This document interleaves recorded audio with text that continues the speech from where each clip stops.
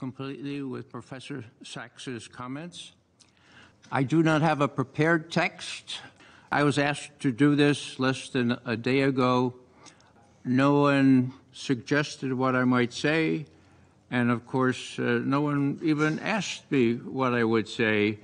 So these are my personal remarks based on my experience for 27 years as an intelligence analyst and as an observer, and I notice that I'm called a political activist. Well, this is my way of paying back for the education I got as an intelligence analyst in the U.S. intelligence community. When I became a professional analyst and chief of the Soviet foreign policy branch at CIA, I was able to tell the president and Henry Kissinger that the Russians were really interested in putting a cap on the arms race. Suffice it to say, I was instrumental in the anti-ballistic missile treaty signed in May of 1972.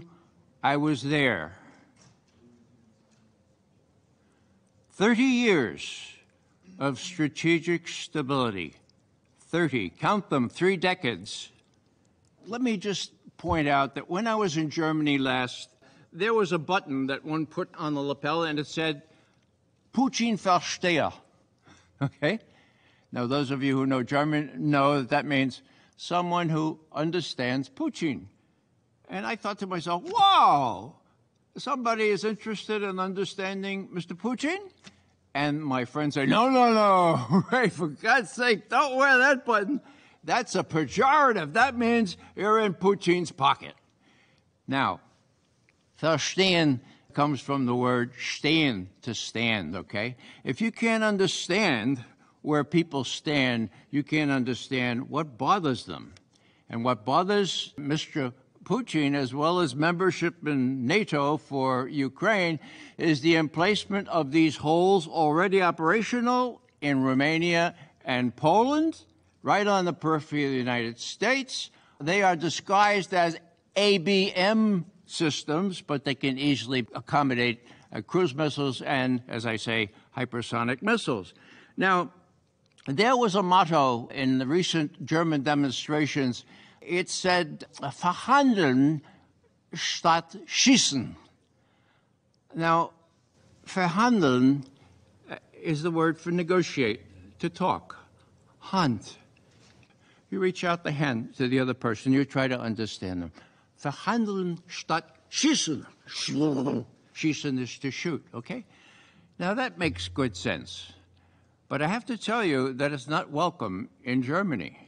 A good friend of mine, Heinrich Bücker, has been convicted of saying we ought to put ourselves in the shoes of Mr. Putin, and we ought to realize the far-right influence in the government of Kiev. He was convicted in a German court. He's appealing, but he's not going to pay the 2,000 euro fine, so it's likely he will end up in jail for several months. Now, that's freedom of speech. We enjoy that here in the United States. I really am concerned of what will happen to my friend. Just suffice it to end here and to say that this verhandeln, verhandeln, reach your hand. Let's be human here. Let's not dust each other off. Let's extend our hands. Verhandeln statt schießen.